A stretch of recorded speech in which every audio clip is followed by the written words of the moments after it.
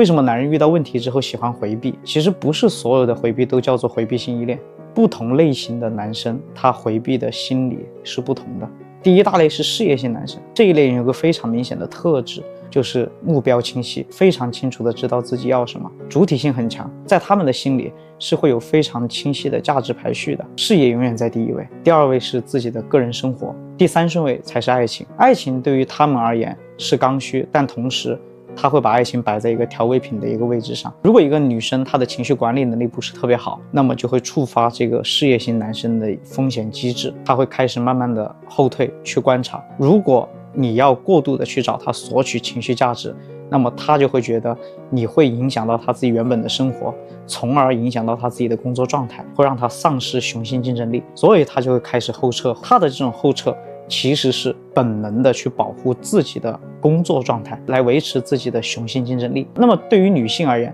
女性是我是希望得到你的回应，我才会终止我的情绪索取这个行为。如果我不了解这个差异，女性会不断的往前去逼近，去需要寻找一个确定性答案的时候，这个时候事业型男生的回避就会开始。所以事业型男生他的回避是基于这个女生的过度关注，以及这个女生本身生命状态的不好做的一个决策。第二大类是凤凰男，凤凰男他身上是具备讨好基因的，他的情绪阈值很高，他对情绪的包容程度是很强很强的。所有家里条件不好靠自己打拼出来的这种凤凰男，他从一开始接触一个女性的时候都可以做到无微不至的关心，对于你是各种无条件的包容。这个时候女性就会觉得哇，这个男生是很爱我的，很包容我的，很温暖。但是随着两个人在一起的时间越来越久，这个时候凤凰男出现一种特殊的心理，就不公平，凭什么我要承担这么多的责任，我要一直无理由的去包容你啊？你为什么就不能看见我，就不能理解我？凭什么什么责任都是我一个人来承担？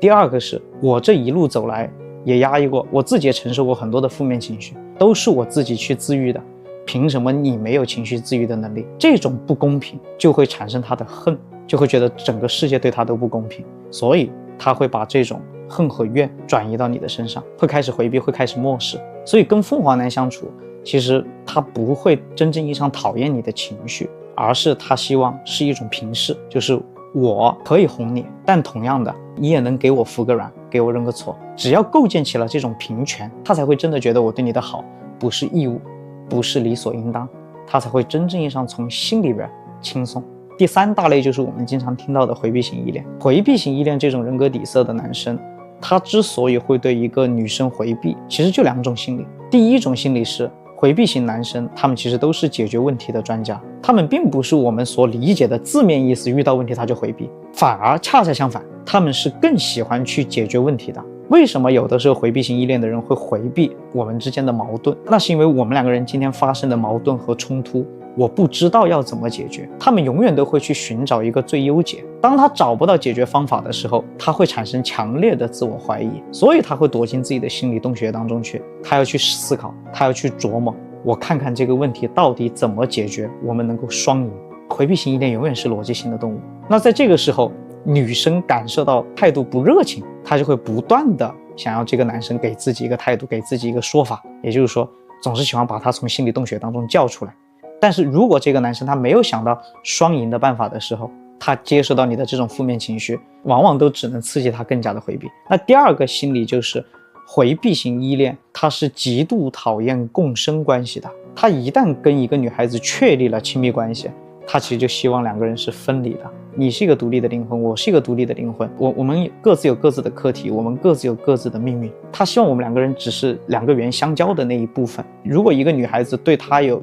情绪上精神上的过度依赖，那么对于回避型依恋的人来讲，他会感觉到恐惧。这种恐惧是源自于他会认为你想跟他融合成一个个体，会让他觉得他要背负着你的命运。因为回避型的人他就是容易被责任裹挟，他不懂拒绝，更害怕去伤害别人。所以当他感受到自己的独立的那一部分被侵略，看不到你独立的那一部分的时候，他会开始回避，会开始忽视。本质上他是在告诉你，你在侵犯我们之间的边界，你过了这条3-8线了，你应该要变得独立，你应该要去处理一部分自己的课题啊。所以跟回避型依恋的人相处，相对而言要理性一些。4个字，就事论事。什么是他的事，什么是我的事，什么是我们两个人的事，很重要。不参与彼此的因果，有这种边界意识。第4大类，没有上进心、一心求稳的人。这一类型的人，他回避本身是我没有太多解决问题的能力，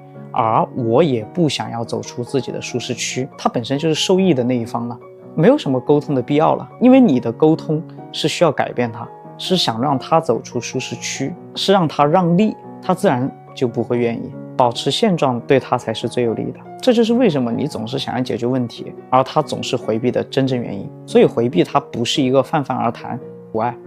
当然它包含不爱的成分在，但是你只有了解不同类型的男生的心理，你才能够明白他的回避这种行为，我要做出什么样的举动，我才能够去解决我们之间的问题。